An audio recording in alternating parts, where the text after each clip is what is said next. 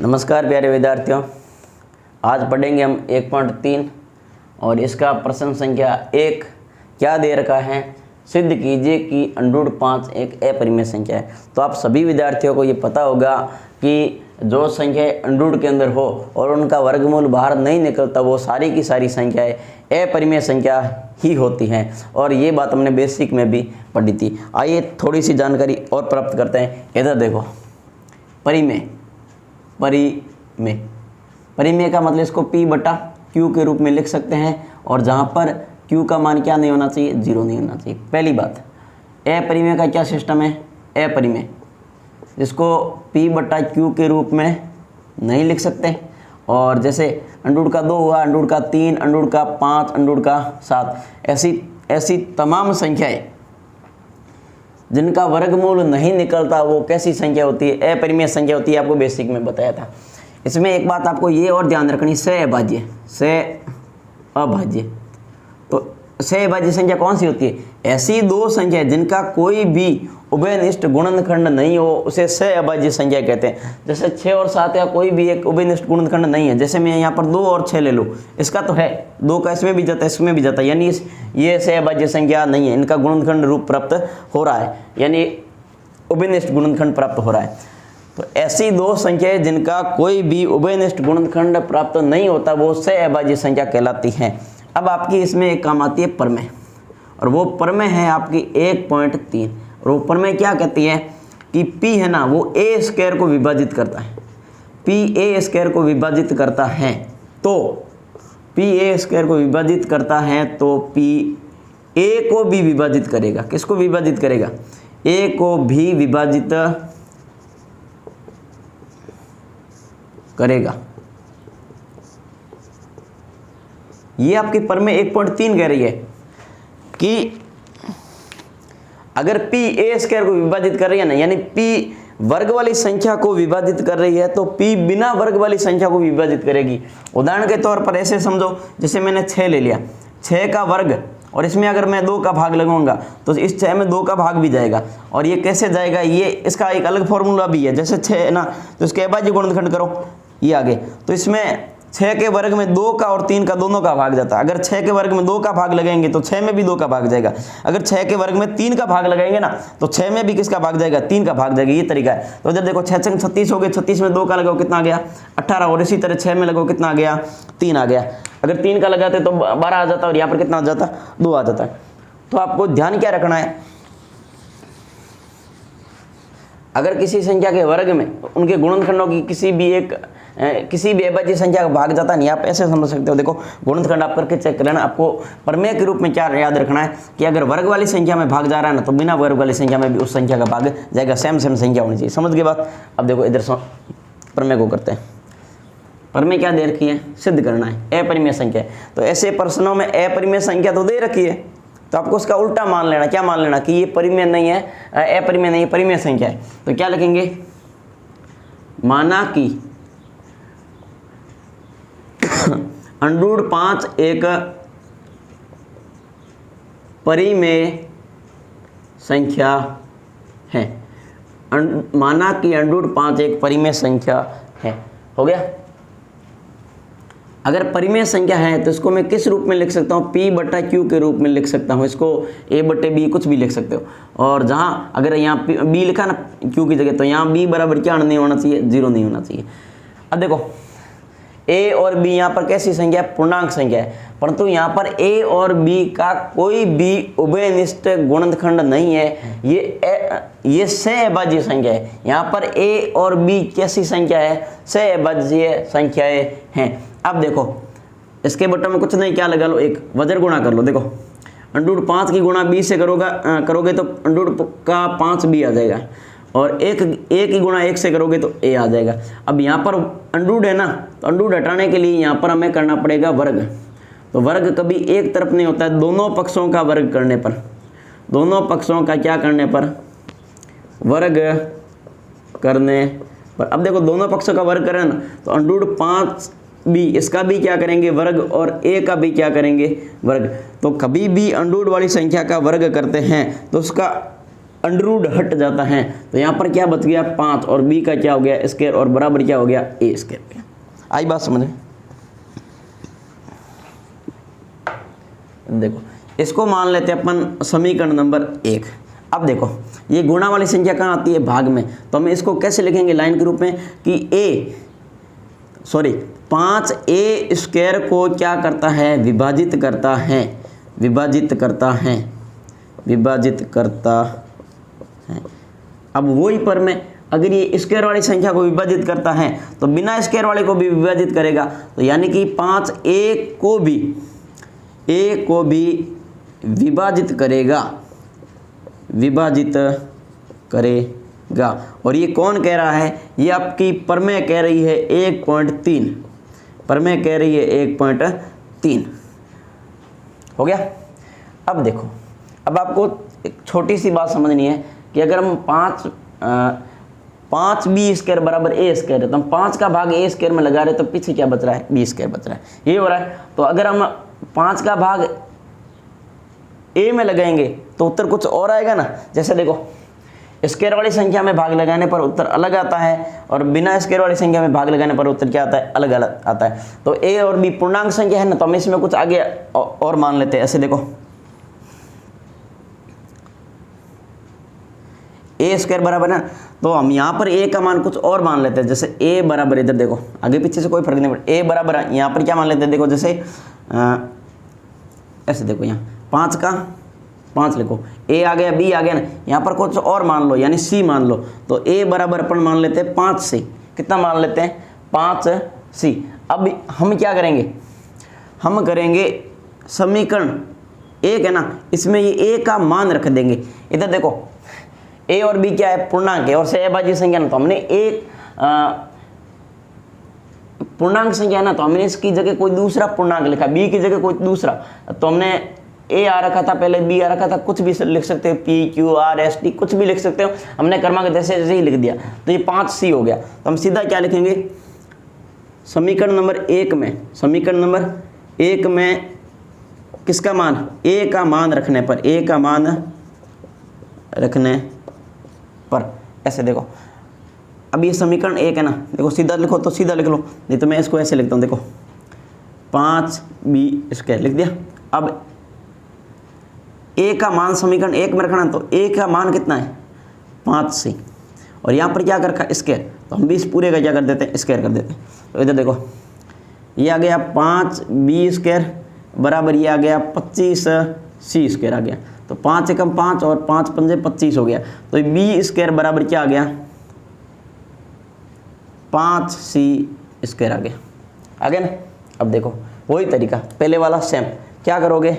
ये गुणा वाली संख्या कहाँ जाएगी? भाग में। तो ऐसे लिखना पड़ेगा 5b स्क्वायर को क्या करता है? विभाजित करता है, विभाजित 5b स्क्वायर को विभाजित करता है। अगर ये 5b स्क्वायर को विभाजित करेगा तो ये बिना स्क्वायर वाली संख्या को विभाजित करेगा। 5b को भी विभाजित करेगा। इधर देखो, देखो आपको क्या समझना है? p है ना, a स्क्वायर को विभाजित करता है ना, तो ये p a को भी विभाजित करेगा, यही बात है ना। अब देखो इसका मतलब क्या हो गया? यहां पर a किससे विभाजित है? 5। और यहाँ पे b किससे विभाजित है? 5। a और b से अभाज्य संख्या, तो इसका कोई भी उभयनिष्ठ गुणनखंड नहीं होता। यहाँ पर आप लिख लो ना, ये किसके अनुसार बोल रहे हैं हम? ये बोल रहे हैं अपन प्रमेय 1.3 के अनुसार ही बोल रहे हैं ना। यस, 1.3 के अनुसार बोल रहे हैं। देखो यहाँ अभी बताया था ना, हाँ a किससे विभाजित है? 5 से। b किससे विभाजित है? 5 से। तो हम क्या लिखेंगे? अतः a और b दोनों किससे विभाजित है? दोनों 5 से विभाजित है, दोनों 5 से विभाजित हैं, दोनों 5 से विभाजित हैं। a और b दोनों 5 से विभाजित हैं। परंतु हमने क्या कहा था कि a और b से अभाज्य संख्याएं हैं। अगर ये से अभाज्य संख्याएं हैं तो ये इससे विभाजित नहीं होगी। तो क्या लिखेंगे यहाँ पे लाइन के रूप में, इसलिए इस तथ्य का विरोध होता है कि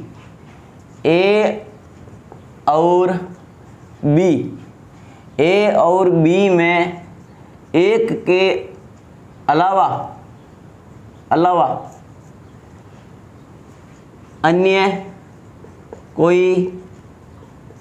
अन्य कोई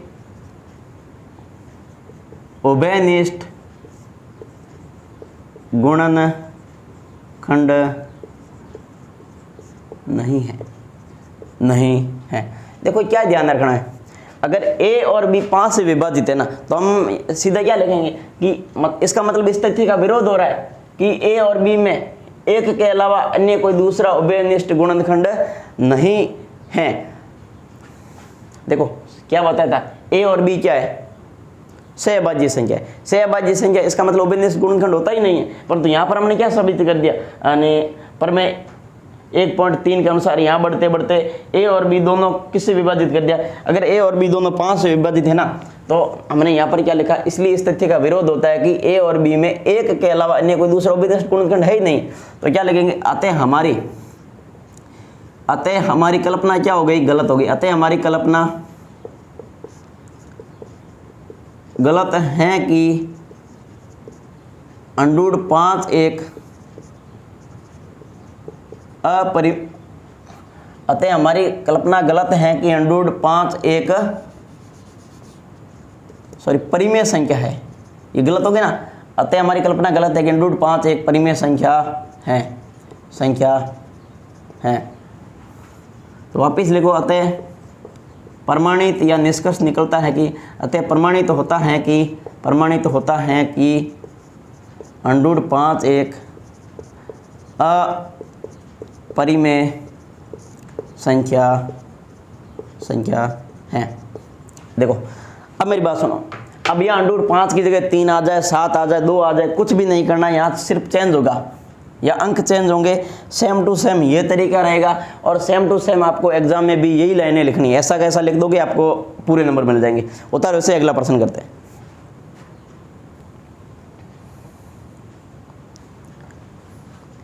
आइए प्रश्न संख्या 2 की तरफ बढ़ते हैं। इधर देखो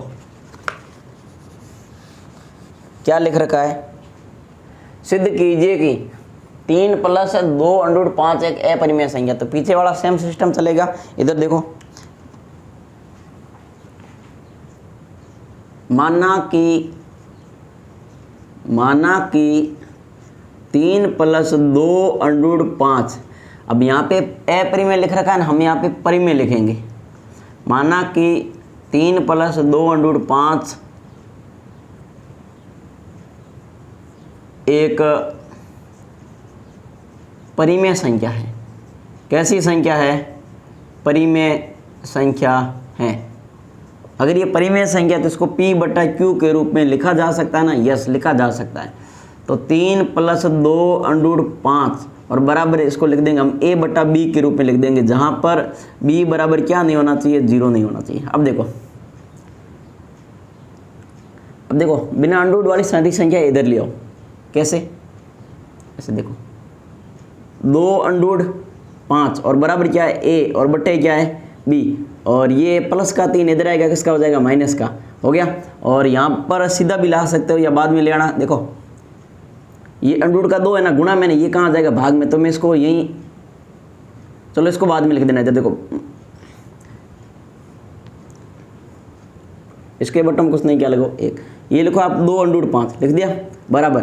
अब इसमें यहाँ लघुत्तम लघु कितना आ गया B से B कट गया, क्या बच गया A, और यहाँ पर क्या हो गया 3B हो गया ना। अब देखो ये गुणा वाली संख्या कहाँ ले आओ, भाग में ले आओ। तो अंडरूट का 5 और बराबर में A - 3B और बट्टे 2B, यहाँ तक लिख दिया। अब देखो इसके बटन कुछ नहीं, 1 लगाओ तो लगा दो, नहीं कोई ज़रूर नहीं।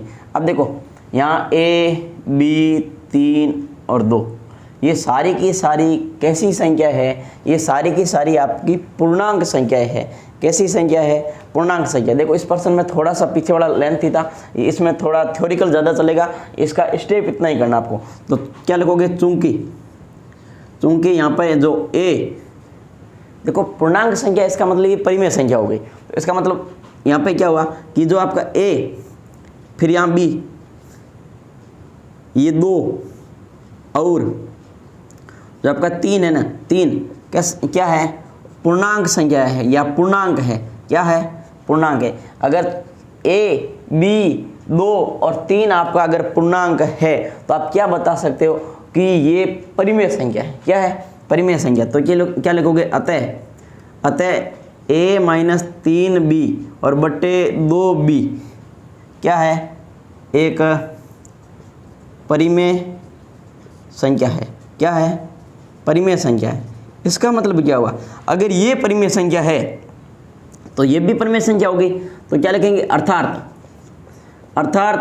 √5 भी एक क्या है? एक परिमेय संख्या है। परिमेय संख्या है।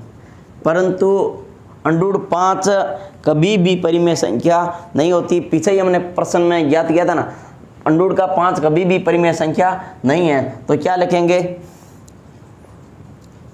इस तथ्य का विरोध होता है कि √5, इस तथ्य का विरोध होता है कि √5 एक अपरिमेय संख्या है। अपरिमेय संख्या है। देखो √5 यहाँ क्या लिखा हमने? परिमेय संख्या है। परंतु यहाँ पर विरोध क्या हो रहा है कि इस तथ्य का विरोध हो रहा है कि √5 एक अपरिमेय संख्या है। इसका मतलब हमारी जो कल्पना है, हम जो सोच रहे हैं वो क्या है? गलत है। तो हमारी कल्पना क्या है? अतः हमारी कल्पना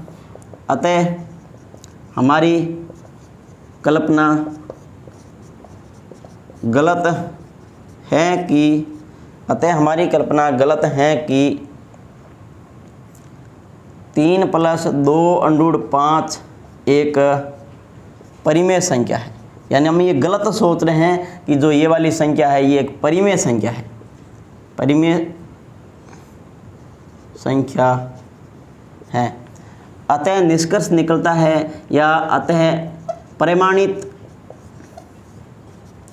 होता है कि 3 + 2 √5 एक अपरिमेय संख्या है। अतः प्रमाणित होता है कि 3 + 2 √5 एक क्या है?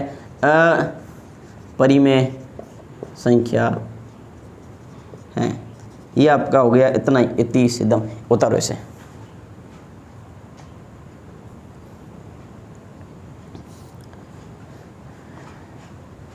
आइए प्रश्न संख्या 3, सिद्ध कीजिए कि निम्नलिखित संख्याएं अपरिमेय संख्याएं हैं। अब देखो ये संख्याएं दे रखी है और हमें क्या ज्ञात करना है? क्या सिद्ध करना है? कि इन तीनों संख्याओं को अपरिमेय संख्या सिद्ध करना। हालांकि है तो अपरिमेय, परंतु इसको सिद्ध करना। देखो अब आपको थोड़ा सा एक तरीका बता देता हूँ। जैसे पीछे वाला, इसके जस्ट पीछे दूसरा प्रश्न किया था ना, उसका स्टेप छोटा था ना, और उसके बाद में लाइनों के रूप में कुछ थ्योरी कर लिखना था। अब आपको ध्यान क्या रखना है? कौन सा में वो वाला तरीका लगेगा और कौन से में पहले प्रश्न वाला तरीका लगेगा।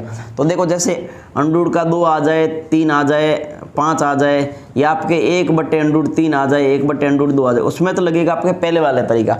और अभी जो दूसरे प्रश्न में किया था ना, जो दूसरा प्रश्न, जैसे 3 + आपका 2 √5 था ये, और इसी रूप में जैसे ये प्रश्न दे रखा 6 + √2 और ये दे रखा जैसे 7 √5। तो आपको ध्यान क्या रखना है? आपको ये ध्यान रखना है कि ये सीधे √ वाले प्रश्न या ऐसे ये वाले प्रश्न, ये तो होंगे पहले प्रश्न की तरह। और जो आपके ये 3 प्लस या माइनस कुछ भी दे दे बीच में, प्लस माइनस, या सीधा 7 √5 7 या कुछ भी अन्य संख्या दे दे, तो ये वाले प्रश्न होंगे दूसरे वाले तरीके से। जैसे दूसरा प्रश्न किया था ना, उस तरीके से करेंगे।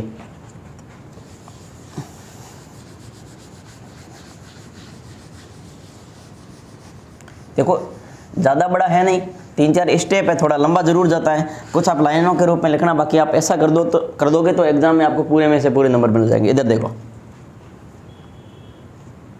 पहले करते हैं ये वाला प्रश्न। चलो प्रश्न संख्या में 1 लगा लेता हूँ। क्या करूँ, माना कि 1/√2 एक परिमेय संख्या है। अपरिमेय तो बोल रखा है सिद्ध करने का, तो हम इसका उल्टा मानेंगे परिमेय संख्या है। परिमेय संख्या हो गया।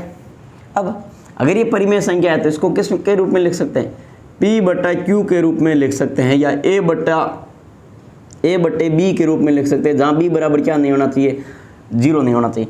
अब यहाँ A और B क्या है, पूर्णांक, परंतु यहाँ A और B से अभाज्य संख्या है। देखो A और B, यहाँ पर देखो इस प्रश्न में यहाँ जो A और B है ना, ये से अभाज्य संख्या है, यानी इन दोनों का कोई भी उभयनिष्ठ गुणनखंड नहीं है। अब देखो क्या करना है, वर्ग है ना, यहाँ अंडूड है ना, सीधा वर्ग कर लो। देखो आप इसका परिमेयकरण भी कर सकते हो, नहीं तो सीधा वर्ग करो। दोनों पक्षों का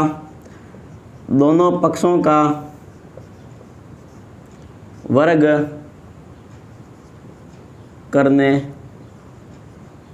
पर, दोनों पक्षों का क्या करना है, वर्ग। 1/, हाँ इसकी पहले भले गुणा कर लो। इधर देखो,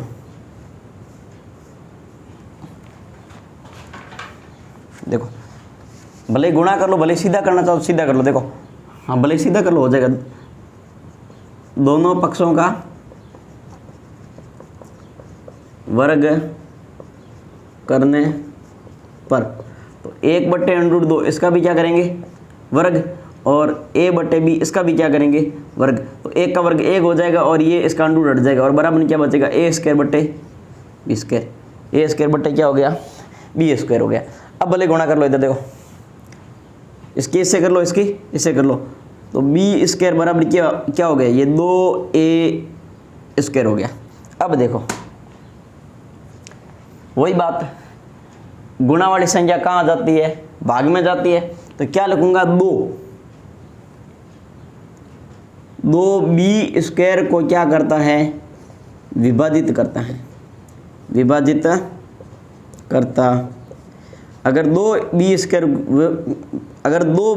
को विभाजित करता है तो 2 आपके B को भी विभाजित करेगा, B को भी विभाजित करेगा। हो गया। और ये किसके अनुसार है, ये आपकी प्रमेय 1.3 के अनुसार है। हो गया। अब देखो इसी तरीके से पीछे वाले प्रश्न में बताया था ना, अगर 2 का भाग B² में लगाएंगे तब उत्तर अलग आएगा, और 2 का भाग B में लगाएंगे तब उत्तर अलग आएगा, यही बताया था। तो मैं यहाँ पर क्या करूँगा, देखो B का तो लिख लेता हूँ B, अब यहाँ 2 का 2 लिख लेता हूँ। अब यहाँ पर मैं कोई अन्य लिख लेता हूँ, जैसे पीछे वाले में C लिखा था, यहाँ भी C लिख लेते हैं, और तो क्या हो गया, B बराबर 2C हो गया। B बराबर क्या हो गया, 2C। अब इसको मान लेता हूँ मैं समीकरण नंबर 1, और ये B का मान इसमें लगा देते हैं। तो क्या करूँगा, समीकरण नंबर 1 में B का क्या रखेंगे, B का मान रखने पर, अब देखो B का मान रखो B², यानी B की जगह क्या रखो 2C, और इसका क्या कर दो, वर्ग कर दो, और बराबर में क्या लिख रखा है, 2A² लिख रखा है। अब देखो 2 का वर्ग करोगे 4, और C² हो जाएगा, और बराबर हो गया 2A² हो गया। अब 2 से ये कितनी बार कटेगा, 2 बार कटेगा ना, तो यहाँ बच गया 2C², और यहाँ बच गया A², यही हुआ। अब वही बात, गुणा वाली संख्या कहाँ आती है, भाग में आती है। तो मैं क्या लिखूंगा, 2A² को क्या करता है, विभाजित करता है, विभाजित करता है। अगर 2A² को विभाजित करेगा तो आपका यही 2 किसको विभाजित करेगा, A को भी विभाजित करेगा। और ये किसके अनुसार करेगा, ये आपके करेगा प्रमेय 1.3 के अनुसार। इसका मतलब क्या हुआ, देखो A है 2 से विभाजित है, और कहाँ गया वो आपके B भी किससे विभाजित है, 2 से विभाजित है। ए और बी दोनों ए से विभाजित हैं, इसका मतलब ये परिमेय संख्या हो गई। यानी हम यही सिद्ध करना चाह रहे हैं ना, हम अपरिमेय सिद्ध करना चाह रहे हैं, परंतु इसके हिसाब से ए भी 2 से विभाजित है, सॉरी हाँ, ए भी 2 से विभाजित है और यहाँ पे बी भी 2 से विभाजित है, दोनों बी से विभाजित है। परंतु हमने यहाँ पर क्या बताया था, ए और बी का कोई भी उभयनिष्ठ गुणनखंड नहीं है, यही बताया था ना, यस यही बताया। तो क्या लिखेंगे,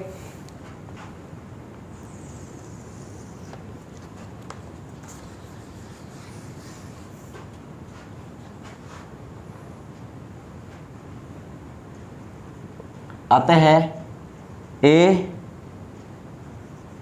और बी दोनों किससे,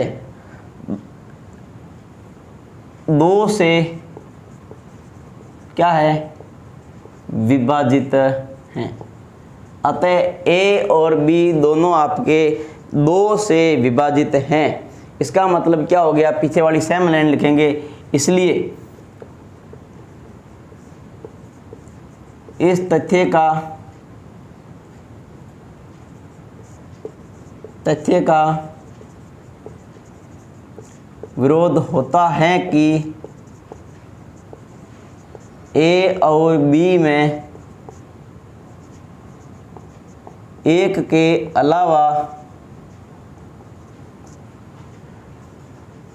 अन्य कोई उभयनिष्ठ गुणनखंड नहीं है। मतलब अगर ए और बी दोनों 20, अगर ए और बी दोनों 2 से विभाजित, इसका मतलब ये होगा ना कि इस तथ्य का विरोध हो रहा है।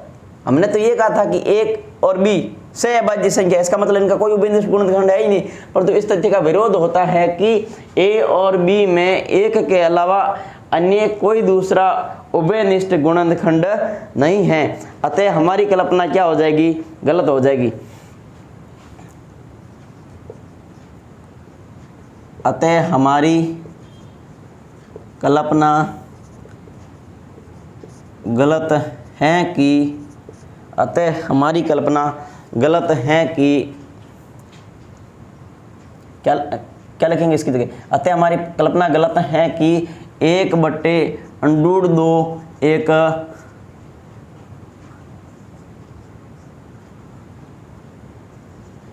अपरिमेय संख्या है। हमारी कौन सी कल्पना गलत हो जाएगी, हमारी ये कल्पना गलत हो जाएगी, अंडूड का जो है ना 1/√2 एक अपरिमेय संख्या है। अब देखो अंतिम में वापिस वही लाइन, एक लाइन और लिख दो कि अतः प्रमाणित होता है या निष्कर्ष निकलता है, अतः प्रमाणित होता है कि 1/√2 एक अपरिमेय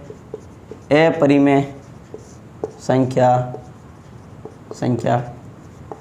हाँ, यहाँ पर परिमेय लिखना, सॉरी देखो हमारी कल्पना गलत है कि 1/√2 एक परिमेय संख्या। हम यही बताना चाह रहे हैं ना कि हमने जो ये गलत किया ना, हमने जो इसको सिद्ध किया ना कि 1/√2 ये परिमेय संख्या, ये गलत है। क्या है, गलत है। अतः प्रमाणित होता है कि 1/√2 एक अपरिमेय संख्या है। देखो पीछे वाले प्रश्न में बताया था, यहाँ पर ऐसे प्रश्न आ जाए तो कुछ भी नहीं करना, यहाँ पर ये सीधी संख्या चेंज करते जाना और ये आपकी 2-3 लाइनें अपने ध्यान में रखना और इसको सीधा हल कर देना।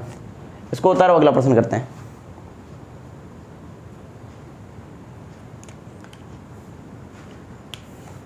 आइए प्रश्न संख्या 3 का 2 करते हैं। देखो पीछे जो दूसरा प्रश्न किया था ना, सेम उसी तरीके से, यानी अभी जस्ट प्रश्न किया था ना, इससे पहले वाला दूसरा, उसकी तरह इसको करना है और इसको भी उसी तरीके से करना है। यानी मैंने पहले ही बताया था, ऐसे वाले प्रश्न होना वो तो करने दूसरे प्रश्न की तरीके से, और ये 1/√2 या सीधा √2, √3, √5, 7 ऐसा आ जाए तो उसको करना पहले प्रश्न की तरह। तो इसको कैसे करेंगे, पहला तो वही तरीका है, माना कि कौन सा प्रश्न कर रहे हैं, यहाँ पे दूसरा प्रश्न कर रहे हैं। माना कि 7√5 एक परिमेय संख्या है, अगर ये परिमेय संख्या है तो इसको हम p बटा q के रूप में लिख सकते हैं, यानी 7 अंडूड 5 और बराबर a बट्टे b, जहाँ a और b क्या है, सह अभाज्य संख्या है और b का मान क्या नहीं होना चाहिए, 0 नहीं होना चाहिए, यानी a और b का कोई भी उभयनिष्ठ गुणनखंड नहीं है। अब देखो गुणा वाली संख्या कहाँ आती है, भाग में, तो अंडूड का 5 बराबर ये क्या हो गया यहाँ पर a और बट्टे 2 क्या हो गया, b हो गया, ये आपके इतना हो गया।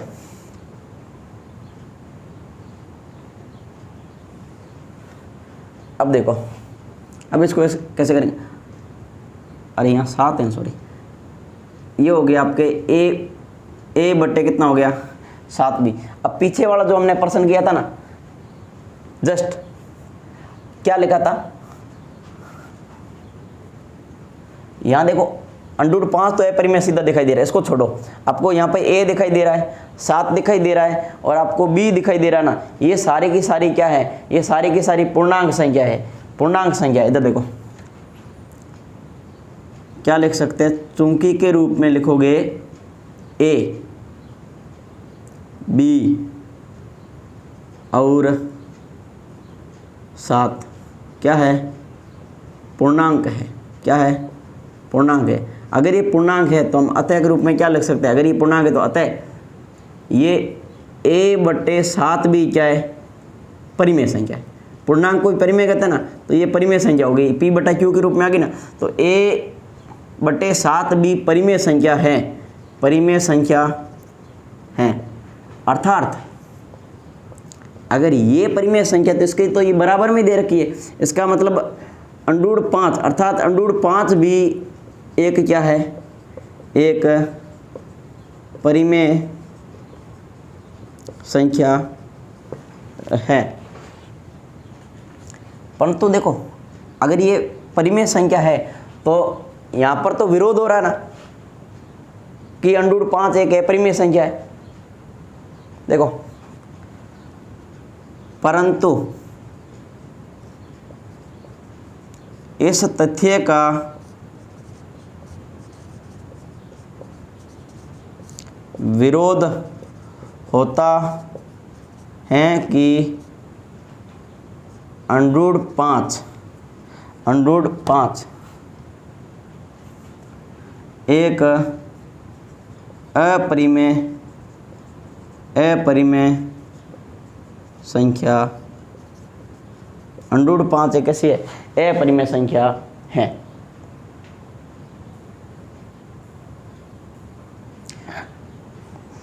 अंडूड 5 कैसी है, अपरिमेय संख्या है।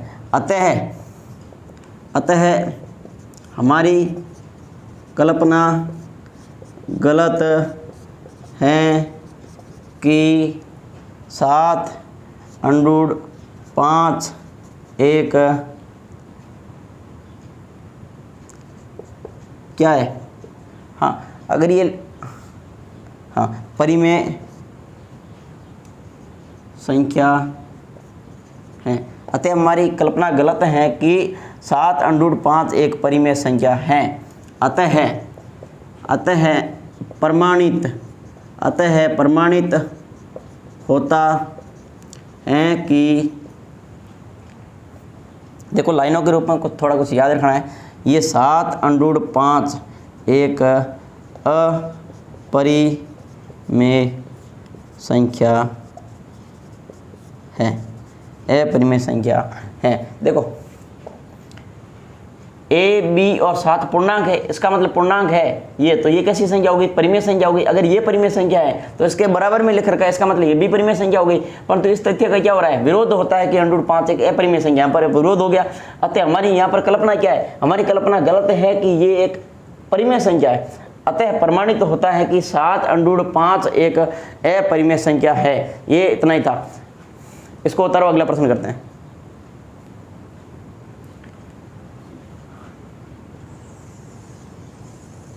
उतार लिया होगा, ये वाला प्रश्न करते हैं। इधर देखो,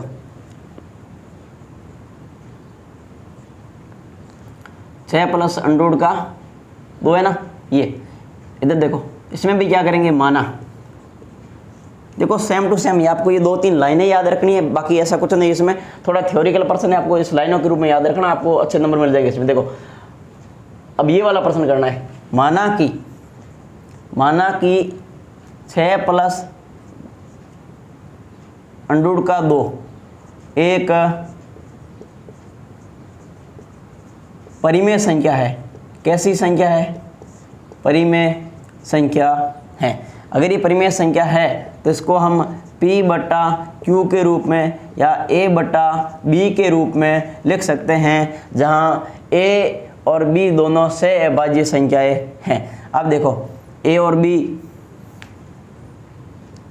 अंडर का 2 यहीं रख लो, A का A और B, और माइनस का कितना आ गया यहाँ 6, यानी प्लस का था इधर आ गया माइनस का, बटन कुछ नहीं, क्या लगा लो 1, अंडर का 2 बराबर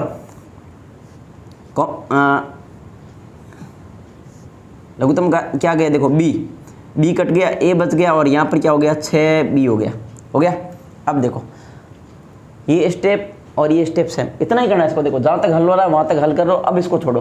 अब वो सेम टू सेम, जैसे यहाँ लिखा था ना A B और 7 पूर्णांक है, तो यहाँ पर लिखेंगे A B और 6, तो यहाँ पे वो उसी तरीके से चूंकि के रूप में, इसलिए कैसे भी लिख लो, चूंकि A B और 6 क्या है? पूर्णांक है। अगर ये पूर्णांक है, इसका मतलब क्या हो गया, जो ये वाली संख्या ये परिमेय संख्या है। इसका मतलब क्या लिखेंगे, अतः सेम टू सेम लाइनें लिखनी है, अतः A माइनस 6B और बटे B एक क्या है? परिमेय संख्या है। कैसी संख्या है? परिमेय संख्या है। परिमेय संख्या है। कैसी संख्या है? परिमेय संख्या है। अगर ये परिमेय संख्या है तो हम क्या लिख सकते हैं? अर्थात अगर ये परिमेय संख्या है तो ये इसके बराबर में दे रखा है, इसका मतलब अर्थात अंडर 2B एक क्या है? एक परिमेय संख्या है। कैसी संख्या है? परिमेय संख्या है। अगर ये परिमेय संख्या है तो हम अब लाइन के रूप में क्या लिखेंगे? परंतु किस तथ्य का विरोध हो रहा है? परंतु इस तथ्य का, जो हमने ये अभी लिखा ना, परंतु इस तथ्य का विरोध होता है कि, परंतु इस तथ्य का विरोध होता है कि यही अंडर 2 एक क्या है?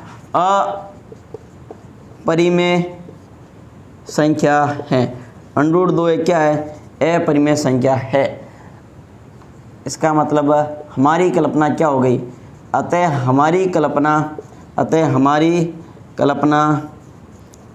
गलत है कि, अतः हमारी कल्पना गलत है कि 6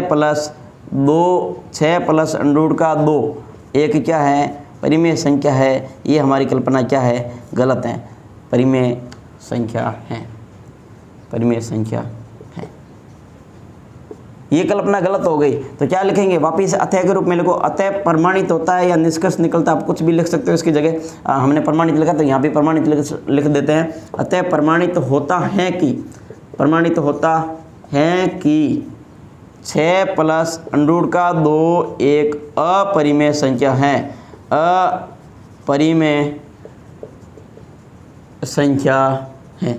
आपको ये प्रश्नमाला अच्छे ढंग से समझ में आ गई होगी। अगर किसी विद्यार्थी के समझ में नहीं आई तो वीडियो को दोबारा देख लेना, और आगामी प्रश्नमाला देखो 1.4 को पढ़ेंगे, इसके बाद में कल उसको पढ़ेंगे। आज के लिए इतना ही पढ़ेंगे, इसको उतारो।